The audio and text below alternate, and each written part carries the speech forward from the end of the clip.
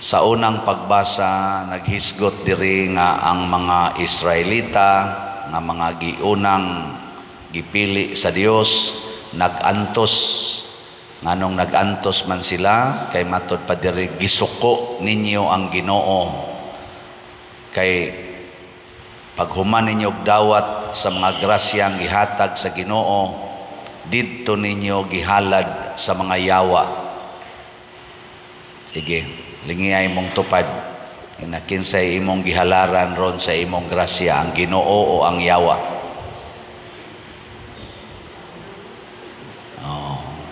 Para ko na, estudyante ka, niya mangupya. Kisa may imong gihalaran sa imong paningkamot isip estudyante, ang Ginoo o ang yawa? Kusga. Maestra ka, sige kag pangasaba. Kisa may imong gihalaran sa imong bakba nga maayo kay mutabi, ang Ginoo o ang yawa? Maestra, mga saba, kisa imong gihalaran?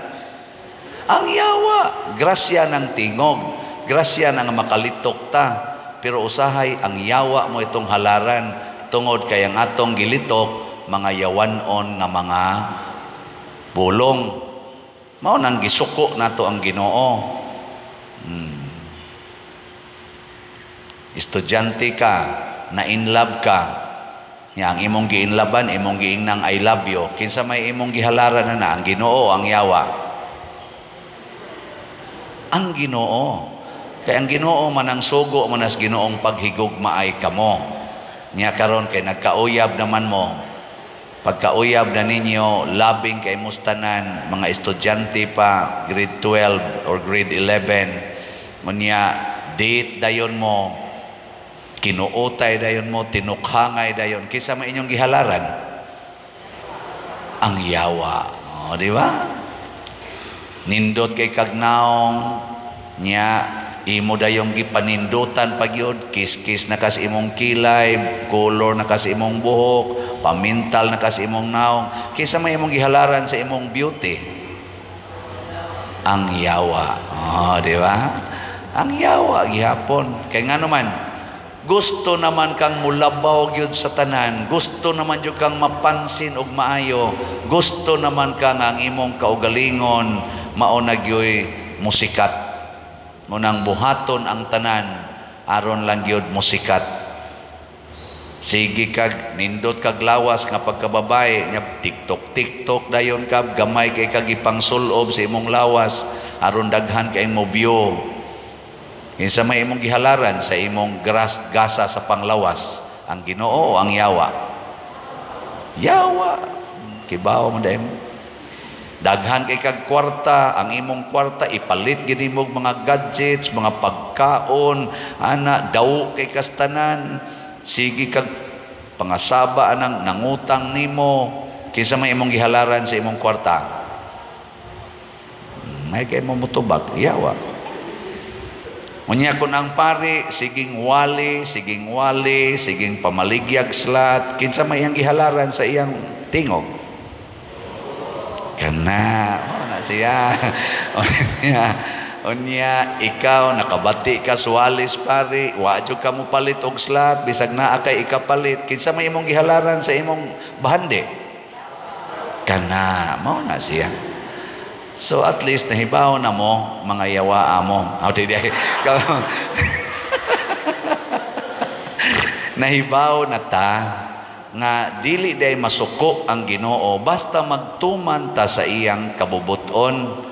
Unya mo gawas pagid nato ang gahom nga matud pa diri sa 72 ka mga apostoles, 40 nilang lipaya. Lord, ang mga yawa, Lord, nituo na mo, pag-ingon na mo, pahawa dia, ni pahawa dayon.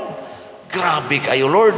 Ang among gahom, nakita na mo ang mga yawa nga nangawagtang syagit kong mga yawa, Lord. Ingon din Ginoo, up. Time sa ha. Mura mag-enjoy kayo mo sa inyong pagpapahawa si yawa. Basig kutom na lang mo diha. Nya mo sikat dayon mo maayo kay may kay kang mo papahawa og yawa.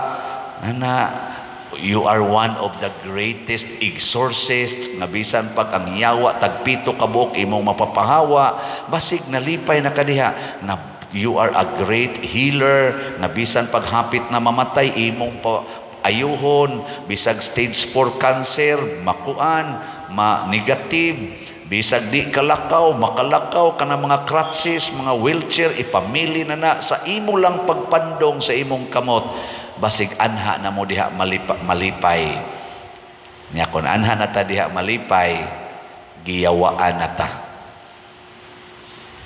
kana bang malipay na ka nga bright kay kastanan nga pagka-estudyante ana lipay kay ka nga buutan na kay kastanan lipay kay ka nga achiever kay ka ana top notcher kas board exam lipay kay ka kay nakatrabaho na ka nindot kay kag trabaho dako kay kag sweldo nakapausab na kas imong balay ana lipay na kay ka ana nakapamalit na mo inyong gusto mga sapatos nga imong gusto mga sinina imong gusto lipay na kay ka ana daghan na kay nahalin sa slots ana lipay na kay pare nakahimo na tas ato mga projects lipay na kayo warningan ni tas Ginoo ayaw diha paglipay unsa may angay kalipayan ingon si Kristo diri paglipay mo kay ang inyong ngalan nasulat na didtos langit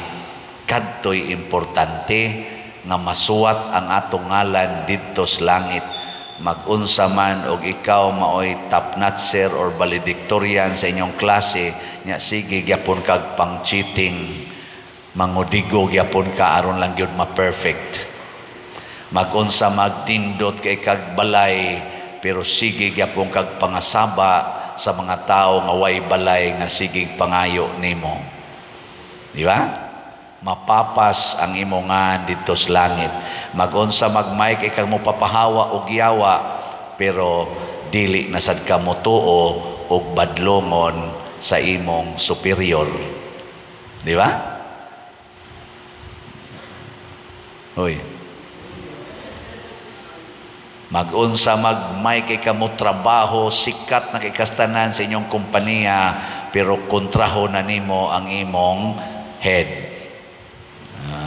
kay ikaw gay may laki nya moingon ka kabangaan na niya wap dip atungod nako di na maabot na patay din ka diha maabutan na karon sa ato din hing pag pamaligyag slots unsa may nahitabo daghan ang namalit pero gi-question pud tas bangko ingong bangko oy maamla man ka ani pader na dili na ta ka deposito ana pag open og account nga name sa parokya kay imo ra ni personal pader nya mosod ning dagko kay mga amount gi-question na ang imong personality na belong na kas mga scammers or mga money launderers ilan man ang balaod man na sa nang anti-money laundering law AMLA di atong i-comply mo na karon gahimo na ta process na taron og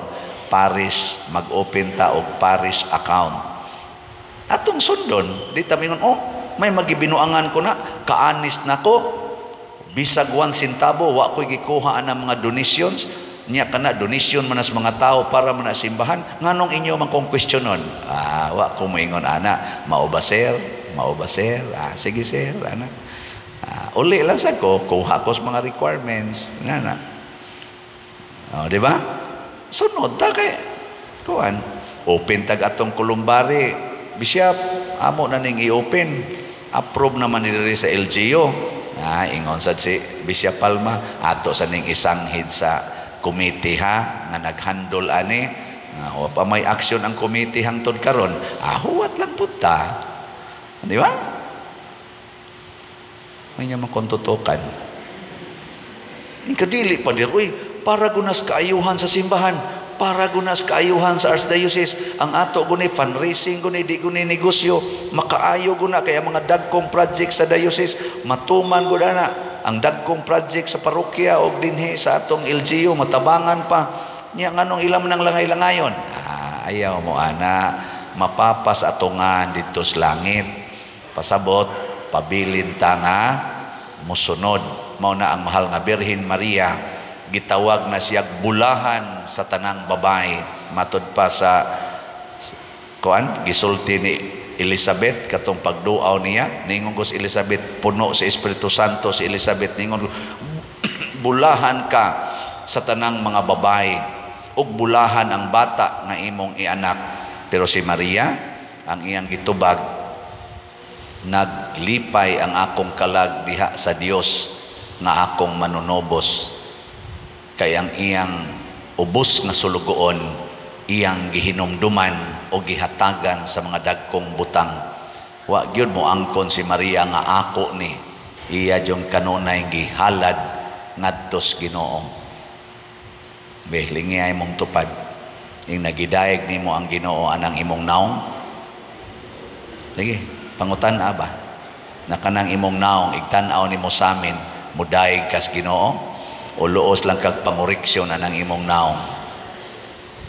Gidayeg ba nimo ang Ginoo nga naa kay ginikanan ikaw anak, o sige lang kag supak-supak sa imong anak, imong ginikanan?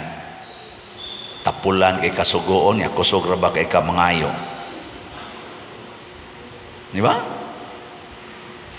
Mga buangon, kamo sang mga ginikanan, gidayeg sa ninyo ang Ginoo tungod anang inyong mga anak, o sige lang mong pangasaba, sige lang pangasaba, kay ang imo yung gusto mo ay matuman na limot na kag unsay gustos Ginoo para sa imong anak. Dahil kang manganhi din mangayog requirements para eskwelahan. Maghilak pa yun, Pader, lisod kayo, di yun mo undang akong anak, nako paundanga. Paundanga. Nganong mamugos man kag eskwela, nga wa man kay kwarta. Si Jesus gani, wa man kay eskwela, ikaw na noon mo, eskwela na ka. Nya imong hasulon diri ang mga tao, apil ng pari, nga munas ginhawa na tong tigom, aning kulikta, mga dunot, mga gani ni pang gani sa kulikta. Kuwang pamangginis ato dinhing operating expenses, nya imo pag yung hasulon, tungod lang anang imong gusto nga mo eskwela gyud ka. Anong di man ka mo agad sa Ginoo? Ana, di ba? Mao na importante kaayo ang pagdawat. Ang pananglitan karon na ana tay mga halin sa slots. Unsa may akong buhaton ani? Ako gining i-report ninyo para mo makahibaw nga mao na dinhi atong sitwasyon. Di ko ni tagu-taguan, di sad ko ni isuod sa bulsa. Sige, ako na mong reportan ha. Update. Sa atong Holy Pads, Holiness, Peace, and Divine Salvation, para sa atong National Retreat of Priests karong November 7 to 9, ang atong halin niabot na 45,327 kaslots. Pakpak. Kinahanglan mo pakpak gani mo, nakapalit mo ha. Kanang nakapalit mo ba? O wag mo kapalit ay lagpakpak. Joke bitaw. Pakpak bitaw mo gyapon. Nag-ampo mo. Napay 54,673 ka slots nga available. Nya koto branis November 7. Tag 100 ra ni pesos per slot aning atong Holy Pads. Nya sa ato sang special slots kaning Meg or Mother Mary's Enriching Graces para ni sa atong pagsaulog sa segunda patron nga piyesta Santo Rosario karon na ra ba ni koto pizza 14. Ang atong halin niabot na sad og 7,590 ka slots. Pakpak na sad. Naapay 12,410 ka slots nga tag 100 pesos per slot. Palitan ato ning paspasag palit kay usa na lang kasimana ang kuwang. Unya sa ato sad nga 30 slot challenge nga tag 3,000 pesos ang worth, na nasa tay nadawat nga 451 ka 30 slot challenge. Pakpak na sad. Kani mo ni pinakanindot ang atong Divine Solutions and Prosperity Investment Slots ni nato or DSAP. Ang atong DSAP tag 500,000 pesos per slot ni siya. So 140 ka slots ang atong gibaligya. As of yesterday, niabot na ang atong pledges o 60 ka slots. Pakpak. Anya 80 slots na lang ang available. So kamong mga investors gusto mo invest na amantay 25% aning ihatag na interest, pang-invest na mo.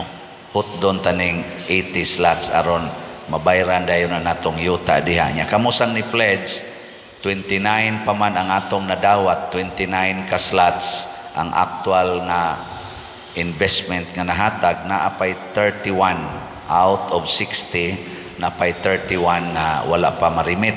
So atong hangyoon nga i-remit na ninyo aron makabaya dayon taning atong gidamgo nga maangkon nga yuta, din atong tukuron ang atong fundraising project nga Kulumbari. Dili ko mauwaw mosulti niini total para man sa simbahan.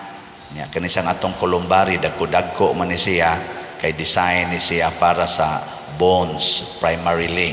Kay dili man sad kay ko supportive anang kremisyon, pero pwede ra sad ibutang diha ang mga earn kana mga abo. Pero ato gining gi-design nga anang bonds gyud mo atong ibutang diha. So palitan ni ninyo nya sa inyo sa dayong pagpalit sa pagkakaron, duha man ni ato ka accounts na Metro Bank ug naasay Land Bank. So ang Land Bank karon nihatag nato gamayng allowance mintras tantong nagprocess pata sa paghimo og parish account. Gidawat niya ang mga dili unta angay dawaton nga amount. So mo nay makahimo ra mo pag deposit kamong mga investors diha sa atong Land Bank accounts. Tan-awa lang ang atong accounts dinhi ato ning ipakita ninyo kada gyud misa niya sa Metro Bank. Ato pang gi-process ginagmay o sa ilang dawaton sa unya na lang ni Father og mahuman na ning inyong processing. So inana lang og mo issue sad mo og cheque akana para na sa funds transfer na bangko. So pwede ninyo i-transfer diri sa Land Bank mga dagkong amount 500,000 up ana nya. Kung cheque sad pwede pa na sa akungan kay ako maning account dito sa Land Bank. Kana ato ning gihimo tungod kay sugo ni Ginoo. Nganong sugo sa Ginoo? Kay kaayuhan man sa mga tao o kaayuhan sa simbahan atong pangandoy. Malipay ba ta kung mahalin ning tanang slots? Yes. Pero ang pinakanindot, malipay ta kay nagtuban ta sa sugo sa Ginoo, masuwat ang atong ngalan didto sa langit. Kining pagpangadji sa santos nga rosaryo mga igsoon, mao ni motudlo nato unsaon pagsunod ang kinabuhi ni Maria ug ni Hesus. Wa ko'y nailhan nga nagampo sa santos nga rosaryo nga kanang tininuod yung ampo ba nga nangandoy og kwarta, pero wa sagid sila magkalisod.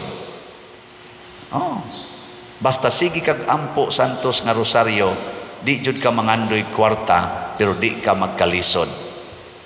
Ako sa una bugo kay kustanan elementary, sige kog ampo santos nga rosaryo pag high school, naapil na ko sa among honor pero wa ko mangandoy og honor.